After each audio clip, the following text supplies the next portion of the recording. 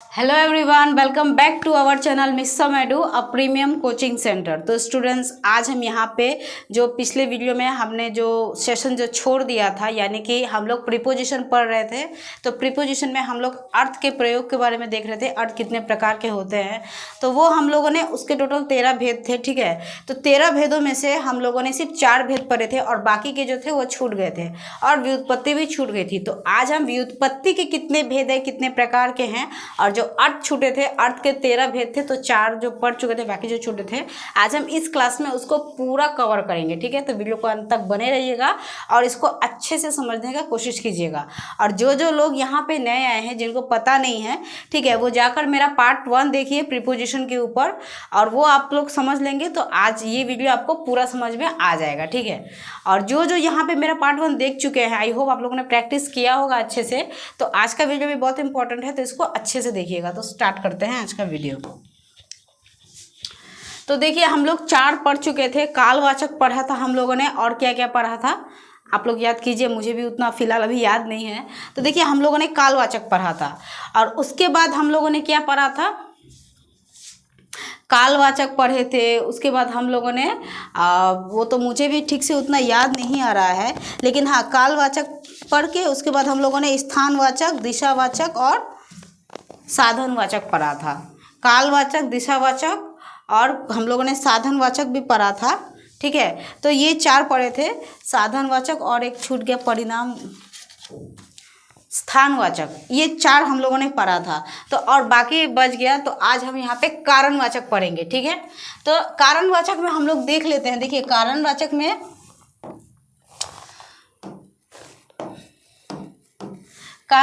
में ठीक है, कारणवाचक में क्या आ जाता है, यहाँ पे सिर्फ आप लोगों को, यहाँ पे क्योंकि अर्थ का ये 13 भेद है, तो इसमें कुछ करना नहीं है। सिर्फ आप लोगों को वो जो शब्द है, जैसे कि हम लोगों ने कालवाचक के शब्द पढ़े थे, दिशावाचक के पढ़े थे, स्थानवाचक के पढ़े थे, ठीक है, और साधनवाचक के शब्द पढ़े थे। तो वैसे ही यहाँ पे इन सब के सिर्फ आप लोगों को शब्द को ही पहचानना है और कुछ नहीं करना है, ठीक है। बहुत ईजी है। तो कारणवाचक, तो कारण से, शब्दों से ही पता चल जाता है। तो कारण, यहाँ पे किसी कारणवश जो शब्द आते हैं उसी को हम लोग कारणवाचक संबंध सूचक शब्द कहते हैं। कारण मतलब किसी कारण, ठीक है, किसी कारण, कोई कार्य के कारण होगा, जैसे कि हेतु,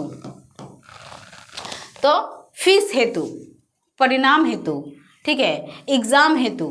तो ये सब जो हो गया किसी के बाद जो आता है, मतलब उसके लिए, ठीक है,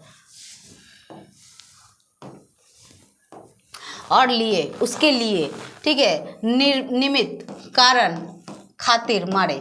तो ये जितने भी है ये कारणवाचक है। आप लोग जब ये सब पढ़ते हैं ना, तो आप लोग ना इसको अच्छे से समझिए, क्योंकि इस तरीके के जो शब्द आते हैं तो उसमें पूछा जाता है कि ये शब्द, ठीक है, ये शब्द कहाँ से आते हैं, इनकी पहचान क्या है, ठीक है। तो ये इसको स्पष्ट कीजिए, इसको परिभाषित कीजिए। तो ये प्रीपोजिशन यानी कि संबंध सूचक के अर्थ से आते हैं, ठीक है, और अर्थ से कारणवाचक से आते हैं। तो आप लोगों को इतना क्लियर रहना चाहिए कि कहीं से भी क्वेश्चन डाले तो आप लोग उसको अच्छे से कर सको। तो ये हो गया विषयवाचक। देखते हैं, तो विषय तो आप लोगों को पता ही है, विषय, ठीक है, जो मेन चीज़ होती है, मतलब किसी के ऊपर हम लोग जो बोलते हैं विषयवाचक। जैसे कि मान लीजिए किसी के शादी के ऊपर एक विषय हो गया, ठीक है, किसी बड़े महात्मा के ऊपर, मतलब कुछ भी हो, मतलब किसी विषय के ऊपर, बाबत, विषय, नाम, लेखे, गान, भरोसे, मत, तो कुछ इस तरीके के शब्द आते हैं। और व्यतिरेकवाचक यानी कि सिवा, अलावा, बिना, बगैर, अतिरिक्त, राहत, यानी कि उसके बिना ही, व्यतिरेकवाचक है ये, ठीक है। उसके बाद विनिमयवाचक, तो पलटे, बदले, जगह, एवज, कुछ इस तरीके के शब्द आप लोग याद रखिएगा। और यहाँ पे है सादृश्यवाचक, यानी कि समान, तरह, भांति, बराबर, तुल्य, योग्य, लायक, और सदृश्य, ठीक है, ये दृश्य है, सदृश्य, सदृश्य, अनुरूप, सरीखा और सा। और यहाँ पे विरोधवाचक, तो विरुद्ध, खिलाफ, विपरीत, उल्टा, ये देखकर ही आप लोगों को समझ में आ जाएगा। उसके बाद है सहचरवाचक यानी कि संग, साथ, समेत, ठीक है, ये सब देख लीजिए। और यहाँ पे 12 यहाँ पे आ चुका है, तो मैं 13 थे, सॉरी ये मैंने वहाँ पे डाला नहीं। तो ये जो 12 है, ये 12 देखिए, ये मेन यहाँ पे है, वो 11 हो गया, 11 हो गया, ये 12 हो गया, तो 12 देखिए संग्रहवाचक दिख रहा होगा आप लोगों को। संग्रहवाचक, संग्रहवाचक में तम, लौ, प्रयत्न, ठीक है, यानी कि प्रयत्न, और भर, मात्रा। अब 13 है तुलनावाचक, ठीक है, तो तुलना तो किसी की तुलना या मतलब किसी चीज़ की अपेक्षा, तो अपेक्षा, ठीक है, वनस्पत और आगे, सामने। तो कुछ इस तरीके के अर्थ के अपने 13 भेद है, तो वो ये कुछ यही सब है, ठीक है। अब क्या बचा हुआ था, व्युत्पत्ति बची हुई थी, तो व्युत्पत्ति को भी हम लोग जान लेते हैं। तो देखिए व्युत्पत्ति यानी कि संबंध सूचक के अनुसार व्युत्पत्ति के अपने 2 ही भेद आते हैं, ठीक है। क्या क्या है, एक है मूल संबंध सूचक, एक है यौगिक, यानी कि मूल और यौगिक। इसी तरीके से आते हैं हम लोगों ने क्रिया विशेषण, यानी कि हम लोगों ने एडवर्ब में भी ये पढ़ चुके थे हम लोग, ठीक है। तो ये ज़्यादातर ये सारे सामान्य ही आते हैं, बस आप लोगों को पहचानना होता है, ठीक है। तो आप लोग उसको अगर शुरुआत से ही आप लोग उसको अच्छे से कवर करते जाएंगे, क्योंकि मैंने स्टार्टिंग से डाला हुआ है, जैसे कि संज्ञा, सर्वनाम, क्रिया विशेषण, ठीक है, ये जितने भी हैं ये सारे मैंने डाले हुए हैं। और मैंने शब्दों को भी दिया हुआ है कि शब्द किसे कहते हैं, शब्द कहाँ से आए हैं। तो जब आप सब चीज़ को पढ़ते जाएंगे तो आप लोगों को सारा क्लियर होता जाएगा। ऐसा नहीं है कि ये अलग से पढ़ना है, ये अलग से पढ़ना है, वैसा नहीं करना है, ये सारे सीरियसली ही आते हैं। और आप लोग उसको ही पढ़ते जाएंगे, ये उसी से निकल के आ रहे हैं, बस इसीलिए ये बदलते जा रहे हैं। तो अगर आप लोग उस चीज़ को समझ लोगे तो इस चीज़ को समझने में आप लोगों को ज़्यादा प्रॉब्लम नहीं होगी, ठीक है।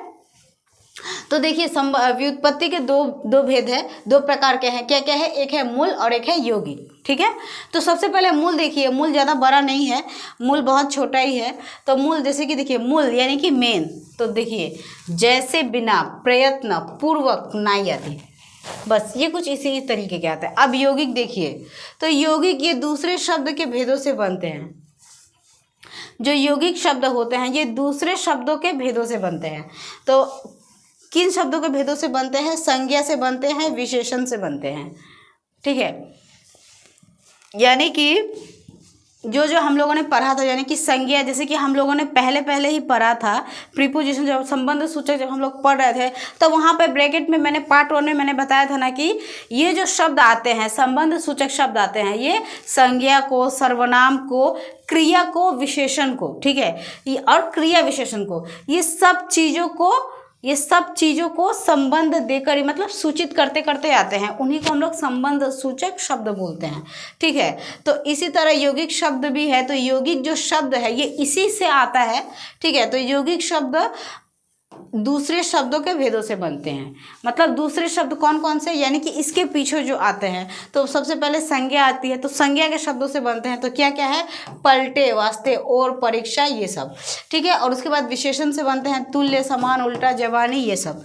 अब दूसरा देखिए, क्रिया से बनते हैं, तो लिए, मारे, करके, जाने, ठीक है। उसके बाद लास्ट हम लोगों ने क्रिया विशेषण किया था, तो क्रिया विशेषण के ऊपर से, यानी कि ऊपर, भीतर, यहाँ, बाहर, पास, भरे और पीछे। तो ये जो यौगिक शब्द है ये इन सब शब्दों से बन के आते हैं, इन सब शब्दों से बनते हैं। पहला आ जाता है आप लोगों का संज्ञा। अगर क्वेश्चन आ जाए कि संज्ञा जो यौगिक शब्द है, संबंध सूचक के जो यौगिक शब्द आते हैं वो किन चीज़ों को सूचित करते आते हैं, या फिर किन चीज़ों से बनते हैं, या फिर किन शब्दों के संबंधों में आते हैं, तो संज्ञा के, ठीक है। और सर्वनाम के भी है, यहाँ पे दिया नहीं है क्योंकि सर्वनाम उतना ये नहीं होता है। तो अगर आप लोगों को ज़्यादा मार्क्स दिखे तो आप लोग सर्वनाम भी लिख देना। तो सर्वनाम, विशेषण और क्रिया विशेषण। तो पहला हो गया सर्वनाम, दूसरा संज्ञा, दूसरा हो गया यहाँ पे विशेषण,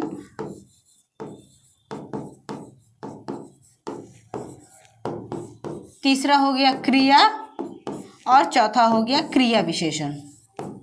तो इन सब चीज़ों से, ठीक है, इन सब चीज़ों को सूचित करते करते इन सब चीज़ों को सूचित करते करते ही ये संबंध सूचक आते हैं। और संबंध सूचक का जो ये है यौगिक शब्द, ये यौगिक शब्द भी दूसरे शब्द यानी कि इसी सब से बनते हैं। ठीक है, तो आप लोग क्या कीजिए, आप लोग इसका स्क्रीनशॉट ले लीजिए या फिर लिख लीजिए। ठीक है, अगर आप लोगों को समझ में नहीं आया है तो अच्छे से देखिए, और कुछ प्रॉब्लम है या कुछ कन्फ्यूज़न है तो आप मुझे कमेंट कर सकते हैं। और ये करने के बाद, ये क्लास ख़त्म होने के बाद आप लोग इसको अच्छे से प्रैक्टिस कीजिए। तो जैसे कि हम लोगों ने क्रिया विशेषण पढ़ चुका है। ठीक है, जिन्होंने मेरा नहीं देखा है वो जाके क्रिया विशेषण देखिए, उसका पार्ट 1 पार्ट 2 आ चुका है। क्रिया विशेषण का पार्ट 1 और पार्ट 2 आ चुका है। तो ये हम लोगों ने पढ़ा है। ठीक है, और अभी हम लोगों ने क्या पढ़ा, संबंध सूचक पढ़ा। संबंध सूचक ये पूरा कंप्लीट हो चुका है। इसका पार्ट 1 मैंने पहले डाल दिया था और ये इसका पार्ट 2। ठीक है, अब इसके बाद क्या बचता है, एडवर्ब हो गया, प्रीपोजिशन हो गया, अब बचता है कंजक्शन और इंटरजेक्शन। तो वो भी हम करेंगे नेक्स्ट क्लास में। आप लोग पहले इसको अच्छे से प्रैक्टिस कीजिए, इसको आप लोग लिख लीजिए। ठीक है, इसको आप लोग अच्छे से लिख लीजिए, स्क्रीनशॉट ले लीजिए और इसको प्रैक्टिस कीजिए। और ये वीडियो बहुत इंपॉर्टेंट है, तो अपने आसपास में फ्रेंड सर्कल ग्रुप में भी आप लोग इसको शेयर कीजिए। और वीडियो पसंद आए तो वीडियो को लाइक कीजिए और चैनल को सब्सक्राइब कीजिए। तब तक के लिए बाय।